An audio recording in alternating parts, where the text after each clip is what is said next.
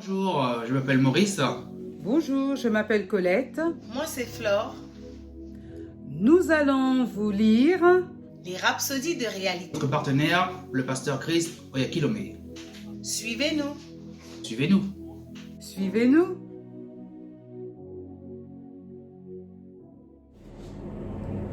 Bonjour, je vais vous lire la rhapsodie des réalités du pasteur Chris Oyakilome.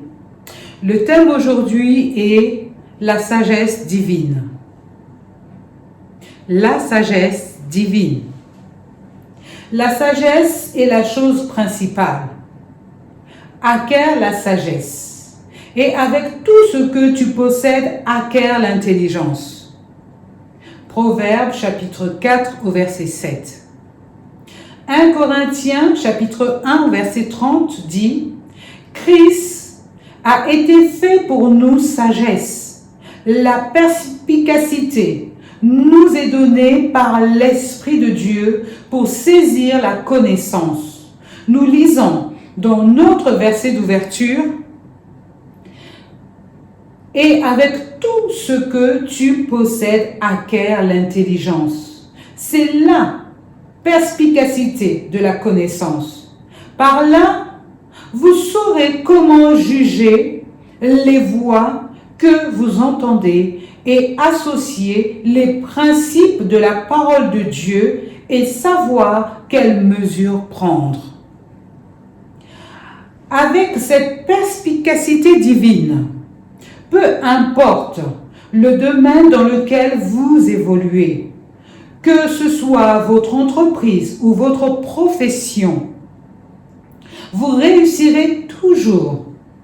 Vous allez toujours parler, agir et vivre au-delà de ce que vous voyez, en sachant exactement quoi faire à tout moment, quelle que soit la situation. Pensez à ceci. Un groupe de prophètes qui avait invité le prophète Élisée à venir avec eux au Jourdain cherche du bois de construction, semblait être dans un dilemme. L'un d'entre eux, alors qu'il abattait du bois, perdit la tête de la hache. Le métal lourd est tombé dans la rivière. Il cria à Élisée et dit « Ah, mon Dieu, il était emprunté. » 2 Rois, chapitre 6, verset 5.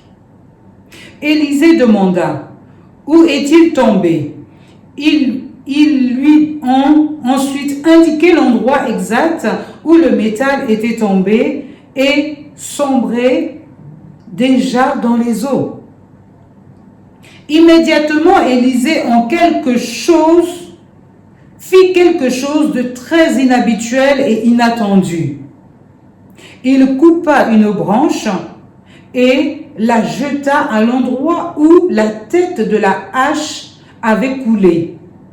Et le métal lourd remonta à la surface. Comment Élisée a-t-il su quoi faire pour sortir le métal? Il avait une certaine perception de la connaissance, une compréhension spirituelle. C'est la volonté de Dieu pour chacun d'entre nous de fonctionner avec une telle perspicacité divine. Pas étonnant qu'il prie pour que nous soyons remplis de la connaissance de la volonté en toute sagesse et intelligence spirituelle. Colossiens chapitre 1 verset 9. La prière d'aujourd'hui. Cher Père, merci parce que je suis en Christ et par conséquent revêtu d'une extraordinaire aptitude de compréhension, d'un mental spirituel aussi bien qu'une sagacité spirituelle pour exceller dans tout ce que je fais, dans mon travail, mes affaires, mes études, dans mes finances, dans mon ministère. Ma façon de penser est excellente. Mon ingéniosité, ma créativité, mon intuition et ma vivacité d'esprit dépassent les limites de l'esprit humain au nom de Jésus. Amen. Pour une lecture approfondie, vous pouvez lire Éphésiens 1, au verset 17. Afin que Dieu, le Dieu de notre Seigneur Jésus, le Père de gloire, vous donne un esprit de sagesse et de révélation dans sa connaissance, et qu'il illumine les yeux de votre cœur, pour que vous sachiez quelle est l'espérance qui s'attache à son appel, quelle est la richesse de la gloire de son héritage qu'il réserve aux saints. Alléluia.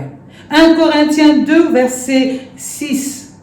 Cependant, c'est une sagesse que nous prêchons parmi les parfaits. Sagesse qui n'est pas de ce siècle, ni des chefs de ce siècle qui vont être anéantis. Nous prêchons la sagesse de Dieu, mystérieuse et cachée, que Dieu, dans les siècles, avait destinée pour notre gloire. Ésaïe, chapitre 11, verset 2 nous dit « L'Esprit de l'Éternel reposera sur lui, l'Esprit de sagesse et d'intelligence, l'Esprit de conseil et de force, l'Esprit de connaissance et de crainte de l'Éternel. » Alléluia, glorieux roi. Soyez bénis, encouragés par ces paroles au nom de Jésus. Au revoir.